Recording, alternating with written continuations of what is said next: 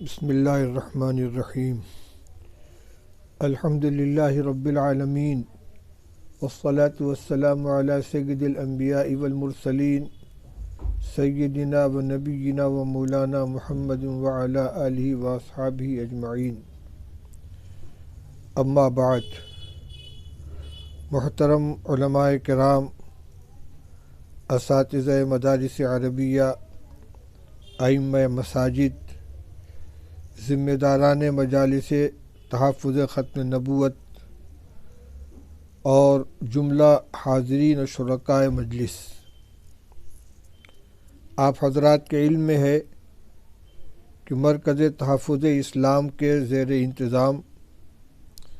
5 روزہ ورکشاپ کل مکمل ہوا ہے۔ اس تربیتی کیمپ کے اندر خاص طور پر گوہر شاہیت کے فتنے کا تعارف، ان کے ناپاک گندے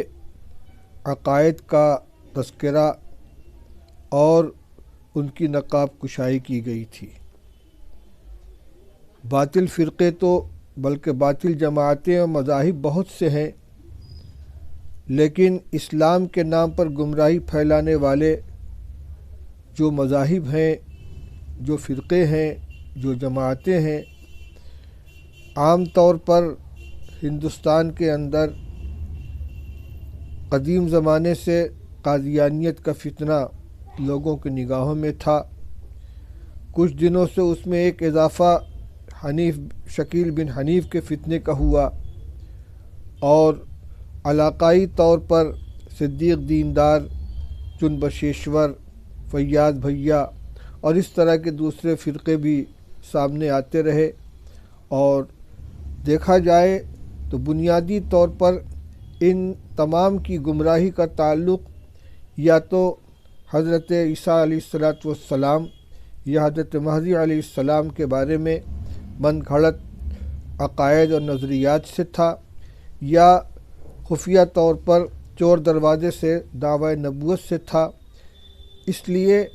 ان تمام فتنوں کے لیے تحفظ ختم نبوت کا پلیٹ فارم، اس کی مجلس اور اس کا عنوان اپنے جامعیت کے ساتھ رد کرنے کے لیے اور امت کو ان فتنوں سے بچانے کے لیے کافی تھا۔ لیکن ابھی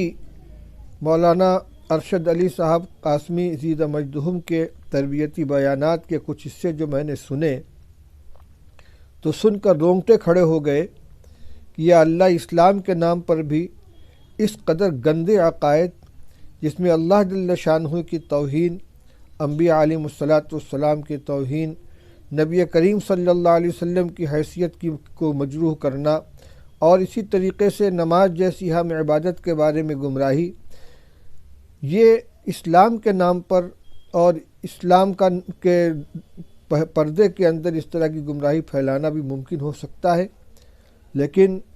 اگر صرف یہ دعویٰ ہوتا تو شاید یقین نہ آتا، لیکن تربیتی کیمپ کے دوران جب یونس گوہر شاہی کے ویڈیوز اور اس کے لنک اور اس کے مختلف حصے بار بار اسکرین کے اوپر آتے رہے، خود اس کی زبان سے ان کلمات کو ہم نے سنا کہ وہ ریاض گوہر شاہی کو رب الارباب ہونے کا دعویٰ ہے، اور یہاں تک اس کے اندر کہا گیا کہ اللہ تعالیٰ نے ان کو عرش کے اوپر بلا کر ان کے قدموں کے اوپر سر رکھ دیا۔ ایسی گندی ذہنیت رکھنے والا، اور یعنی رب الارباب تو ریاض گوہر شاہی ہے، اور اللہ جل شانہ جو کہ رب العالمین ہے، خود ان کا بھی وہ رب ہے، نعوذ باللہ من ذالک۔ اسی طریقے سے آدم علیہ السلام کے بارے میں یہ کہنا کہ وہ دھکے دے کر جنت سے نکالے گئے، یعنی ان کی عصمت اور انبیاء علیہ السلام کی عصمت و پاک دامنی کے اوپر دھبا، اور اس امت کا جو متفقہ عقیدہ ہے انبیاء علیہ السلام کی عصمت کا، اس کا مذاق اڑانا۔ ایسے ہی دیر رات گئے بیان میں نے سنا تو اس میں یہ بھی تھا کہ نماز تو مومنین کے اوپر فرض ہے، ولیوں کے اوپر اور نبیوں کے اوپر نماز فرض نہیں تھی۔ رسول اللہ صلی اللہ علیہ وسلم نے تو صرف امت کو نماز کا عادی بنانے کے لیے نماز پڑھی تھی۔ یہ تو صرف آخر کے چند بیانات کے اقتباسات ہیں جو میں نے سنے، لیکن 5 دن سے ان کی کتابوں سے جو عبارتیں پڑھ پڑھ کر سنائی گئی ہیں اور ان کے مختلف ویڈیوز دکھلائے گئے ہیں، اس سے نہ جانے کیا کیا گندگیاں اور کیا کیا خرابیاں ہیں جو لوگوں کے اندر آئی ہیں۔ اور حیرت اس بات کے اوپر ہے، جیسا کہ عربی کا مقولہ ہے لِكُلِّ سَاقِطَةٍ لَاقِطَةٌ، ہر پڑی چیز کو اٹھانے والے مل جاتے ہیں۔ ان عقیدوں کے اوپر ایمان لانے والے یا تو وہ ہوں گے کہ جو عقل سے بالکل پیدل ہیں، اندھے ہیں، اور یا کسی لالچ کی وجہ سے، کسی دنیاوی مفاد کی وجہ سے دانستہ اس طرح کے عقائد کے اندر وہ شامل ہو گئے ہیں۔ یونس گوہر شاہی جب اپنے گندے بیانات کرتا ہے تو واہ واہ کی صدائیں بلند ہوتی ہیں، اور چاہے وہ کتنی بھی تعداد کے اندر ہوں، لیکن اس کی ہمنوائی کرنے والے، اس کی بات کی تائید کرنے والے بہرحال کچھ نہ کچھ موجود ہیں۔ ابھی معلوم ہوا کہ گزشتہ دنوں نیپال میں بہت بڑے پیمانے پر ان کا پروگرام ہونے والا تھا۔ وہاں علماء کرام نے، اور خاص طور سے اس میں دارالعلوم دیوبند کی مجلس تحفظ ختم نبوت کی مساعی سے ان کو روکا گیا، اور ان کے بہت لمبا بہت بڑا پروگرام تھا۔ بڑے پیمانے پر انہوں نے ہوٹل بک کرا رکھے تھے اور دنیا بھر سے ان کے ماننے والے اس میں آ رہے تھے۔ تو میرے بھائیوں بزرگوں، اس وقت میں نے جس طریقے سے شروع میں سب کو خطاب کیا ہے، اساتذہ کرام ہیں، علماء کرام ہیں، ائمہ مساجد ہیں، مجالس تحفظ ختم نبوت کے ذمہ داران ہیں، اور عام ایمان والے مسلمان ہیں، ان سب سے مجھے یہ عرض کرنا ہے کہ دنیا کی بڑی سے بڑی مصیبت جھیلی جا سکتی ہے، لیکن ہماری سب سے قیمتی متاع ہمارا ایمان ہے۔ اگر ایمان ختم ہو گیا اور دنیا سے بغیر ایمان کے ہم رخصت ہو گئے تو یہ ہمارا سب سے بڑا خسارہ ہوگا۔ ابدالآباد کی زندگی میں ہم ناکام ہوں گے، اور ہمارا کام صرف اپنے آپ کو، اپنے ایمان کی حفاظت کرنا نہیں ہے، بلکہ ایک طرف اپنے اہل و عیال، اپنے اہل خانہ، اپنے پڑوسیوں، اپنی مسجد کے مصلین، اپنے مدرسے کے طلباء، اپنے دوست احباب، اور اسی طریقے سے نبی کریم صلی اللہ علیہ وسلم کی امت کے ہر فرد کے ایمان کو بچانا ہے۔ اس سلسلے میں ہمیں کئی کام کرنے کی ضرورت ہے۔ سب سے پہلا کام یہ ہے کہ آئندہ کوئی مسلمان بچہ بنیادی دینی تعلیم سے محروم نہ رہے، اس لیے کہ ان فتنوں کا شکار وہی لوگ ہوتے ہیں کہ جن کو دین کے بارے میں، ایمان کے بارے میں، عقائد کے بارے میں کوئی واقفیت نہیں۔ ان کو جو پٹی پڑھا دی جائے وہ اس کو صحیح سمجھ لیتے ہیں۔ حضرت عیسیٰ علیہ السلام کے بارے میں تمام پیشین گوئیاں موجود ہیں، مہدی علیہ السلام کے بارے میں پیشین گوئیاں موجود ہیں۔ حدیث کی کتابوں میں نبی کریم صلی اللہ علیہ وسلم نے واضح پیشین گوئیاں فرمائی ہیں، علامتیں بتلائی ہیں، جس کے ذریعے سے صحیح اور غلط دعوے کو پہچانا جا سکتا ہے۔ لیکن جب اس کی واقفیت ہی نہیں ہوگی تو آدمی غلط فہمی کا بھی شکار ہو سکتا ہے، گمراہی کا نشانہ بن سکتا ہے۔ اس لیے ہر بچے کو،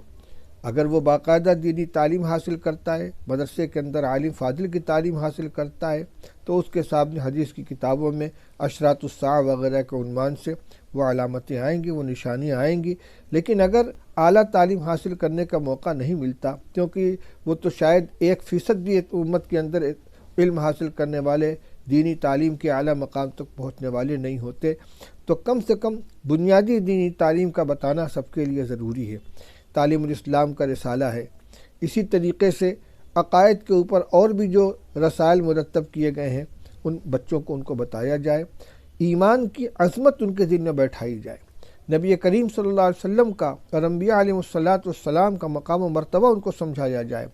انبیاء علیہ السلام کے بارے میں ہمارا کیا عقیدہ ہونا چاہیے، اللہ تعالیٰ کی ربوبیت، اس کی الوہیت، اس کی شان کے بارے میں مسلمان بچوں کو سکھایا جائے۔ اسی طرح عبادات اور معاملات اور اخلاق کی اہمیت اور عظمت ان کو سمجھائی جائے، ان کی تربیت کی جائے۔ قرآن پاک نے ہمیں مکلف کیا ہے، یا ایھا الذین آمنوا قوا انفسکم واہلکم نارا وقودھا الناس والحجارہ علیہا ملائکۃ غلاظ شداد لا یعصون اللہ ما امرہم ویفعلون ما یؤمرون۔ اپنی بھی حفاظت کرنی ہے، اپنے اہل و عیال کی بھی حفاظت کرنی ہے۔ اگر ہم نگرانی نہیں کریں گے، ان کی دینی تعلیم کے انتظام نہیں کریں گے، تو یہ اسی راستے پر چل کر جائیں گے جس کا آخری حصہ جہنم کے گڈھے ہیں۔ اسی طریقے سے تعلیم بالغہ کا انتظام کرنا چاہیے۔ مسجد کے ائمہ، مکاتب چلانے والے، مدرسوں کے ذمہ داران بچوں ہی کے ساتھ تعلیم و تربیت کے سلسلے میں محنت نہ کریں، بلکہ جو ناخواندہ مصلیان ہوں مسجد کے اندر، امام صاحب ان کے لیے تعلیم بالغہ کا انتظام کریں۔ جو مسلمان دین کی فکر رکھنے والے ہیں وہ ہر علاقے کے لوگ مل کر بیٹھیں، مشورہ کریں۔ آج کتنے نوجوان ہیں جو اسکولوں میں تعلیم حاصل کر رہے ہیں، یا انہوں نے کچھ نہیں پڑھا، کاروبار میں لگے ہوئے ہیں، اور یا وہ اسی کے ساتھ ساتھ وہ حضرات بھی ہیں جو تبلیغی جماعت کے اندر دینی جذبے کے تحت جا کر شامل ہو گئے ہیں، لیکن ان کے پاس دین کی معلومات بالکل نہیں ہے۔ وہ افسوس کی بات یہ ہے کہ دینی جماعتوں سے تعلق رکھنے والے، تبلیغی جماعت میں چلہ اور 4 مہینہ لگانے والے بھی ان فتنوں کا شکار ہو رہے ہیں۔ اس لیے تعلیم بالغہ کے اندر ان سب کو شامل کرنے کی ضرورت ہے۔ ٹھیک ہے، وہ دین کی محنت ایک لائن سے کر رہے ہیں، اس میں ہم کوئی رکاوٹ نہیں ڈالتے، وہ ان کے جو اصول و ضوابط اس کے اعتبار سے کام کریں، اپنے میدان کے اندر عمل کریں، اپنی نماز کو درست کریں، اپنے اخلاق کو، معاملات کو درست کریں، وضاقتہ درست کریں، لیکن ایمان اور عقیدے کی درستگی پر محنت کرنے کی بھی ضرورت ہے۔ کالج اسکول کے طلبہ کے لیے بھی محنت ہونی چاہیے، کاروبار کرنے والے نوجوانوں کے لیے محنت ہونی چاہیے، بڑے بوڑھوں کے اندر بھی جو اس طرح کے لوگ ہوں کہ جو بالکل ناواقف ہیں، ان کے ساتھ محنت کرنی چاہیے۔ مکاتب کا نظام بچوں کے لیے الگ، بالغان کے لیے الگ ہو۔ ایسے ہی گھروں کے اندر دینی تعلیم کا نظام ہونا ضروری ہے، اس لیے کہ ہم یہ معلوم ہوا ہے کہ ان باطل فرقوں میں ہر سطح کے اوپر محنت ہو رہی ہے۔ عورتوں کے اندر محنت کرتی ہیں، بچوں کے اندر محنت کرتے ہیں۔ ابھی پڑوس کے ملک سے کچھ لوگ آئے تھے، وہ بتلا رہے تھے کہ ان کے عیسائیوں کی جو محنت ہوتی ہے، تو ابھی وہاں زامبیا وغیرہ کے اندر اور دوسرے ملکوں کے اندر جہاں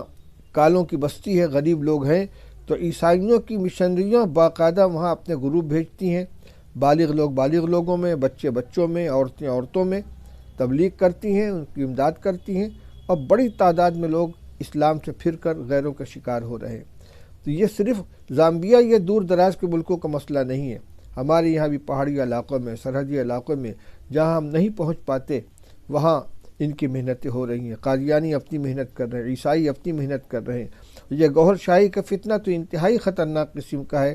میں بہرحال موضوع سے متعلق جو معلومات تھی، اگر آپ نے کیمپ کے اندر شرکت کی ہے تو آپ کو اس کا اندازہ ہوگا۔ اس میں کتابوں کی بھی نشاندہی کی گئی ہے کہ ان کے عقائد کیا ہیں، کن کتابوں کے اندر ہیں۔ میں تو ذمہ داری کا احساس دلانا چاہتا ہوں، اہل مدارس ہوں، اہل مکاتب ہوں، اہل مساجد ہوں، ملت کے ذمہ دار حضرات ہوں،